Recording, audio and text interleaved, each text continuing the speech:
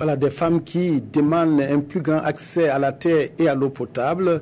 Je crois que c'est ce qui va vous donner en tout cas du grain à moudre, Monsieur Komla Évariste. Vous êtes le chef par intérim du département eau, hygiène et assainissement de l'UNICEF à New York. Vous êtes à Ouagadougou pour participer à cet atelier que l'UNICEF et l'IRC organisent sur la gestion efficace du service d'eau potable en milieu rural et semi-urbain. Qu'est-ce que vous avez dit à toutes ces revendications de ces femmes-là? Oui, merci beaucoup. Je crois que c'est très important le fait que aujourd'hui on parle de l'accès universel à l'eau et à l'assainissement pour tous, que déjà des femmes, nos mamans commencent par faire un plaidoyer important pour vraiment lever les députés, les autorités au niveau local pour pouvoir faire quelque chose d'important pour elles.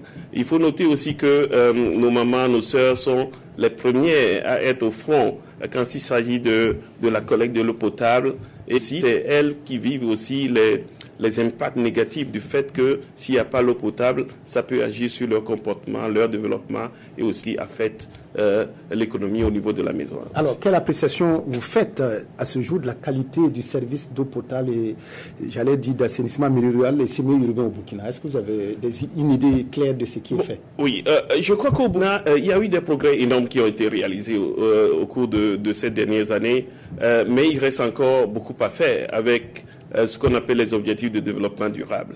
Bien que le milieu urbain ait connu des avancées énormes, il reste aussi le milieu rural qui nécessite des investissements beaucoup plus importants, qui ont été déjà faits, parce que le gouvernement en a fait beaucoup. Mais la question qui se pose aujourd'hui, c'est aussi c'est la question liée à la durabilité de ces services-là. Chaque année, le gouvernement investit d'énormes ressources pour pouvoir faire de nouveaux investissements en matière de forage, en matière d'alimentation en eau potable. Mais la question demeure, comment est-ce qu'on maintient les services qui ont été fournis dans les années passées durables? Ça veut dire comment est-ce qu'on développe de nouveaux types de gestion pour pouvoir améliorer ces infrastructures. C'est l'objet du colloque qui se tient du 18 et 19 de demain et jeudi à l'hôtel Simandé avec tous les acteurs qui se réunissent pour discuter des nouvelles recherches qui ont été faites dans le domaine et comment est-ce qu'on peut les utiliser au niveau du Burkina. Alors, que fait de manière spécifique l'UNICEF en matière d'eau, d'assainissement, d'hygiène et voilà, qu'est-ce que vous allez apporter à ce colloque comme contribution? Ouais.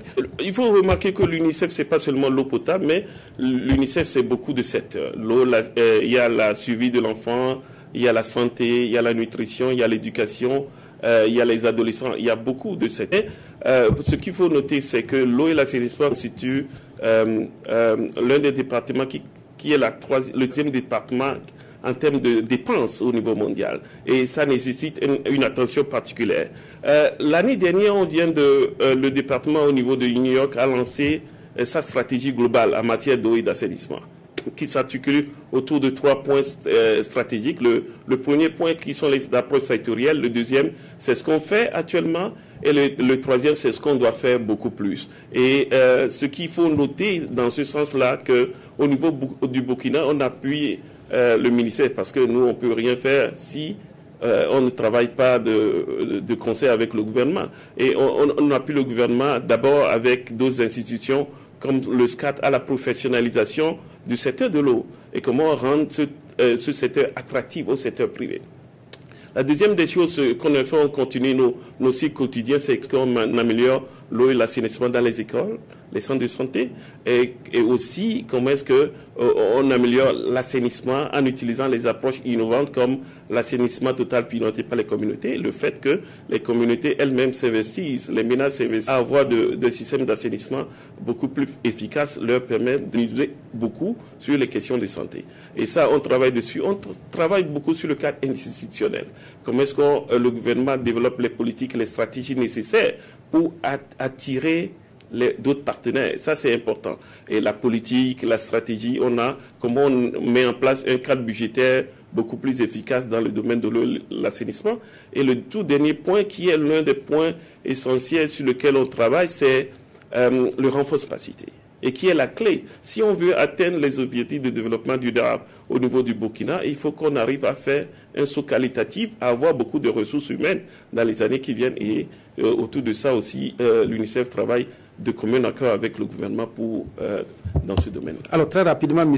Komlan, qu'attendez-vous comme participant de ce colloque? Qu'est-ce que vous attendez des autres participants qui viennent à Ouagadougou pour discuter donc de ce service de gestion de l'eau potable en milieu rural et semi-urbain? On attend une centaine de participants.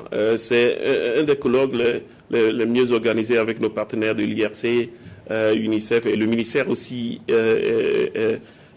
au front de tout le processus. Et ce qu'on attend, c'est qu'on arrive à voir quelles sont les expériences, les produits innovateurs qu'on a pu développer dans le secteur de l'eau et de l'assainissement dans les dernières années et qui peuvent vraiment aider le Burkina à revoir quelques éléments de la politique et la stratégie au niveau de la tarification, au niveau d'implication du secteur privé et au niveau de l'amélioration du cadre institutionnel favorisant d'autres acteurs à pouvoir investir dans le secteur. Et donc on attend aussi les banquiers, les financiers, on attend les universités, les professeurs d'université, on attend le secteur privé local et les ONG qui sont et puis les institutions, les organisations étatiques et aussi les organisations des Nations Unies. Ils sont tous présents. C'est cette constituante partie prenante de la vie du secteur de l'eau seront présents au colloque qui aura lieu demain et après-demain à Silimandé. Voilà, merci beaucoup, M.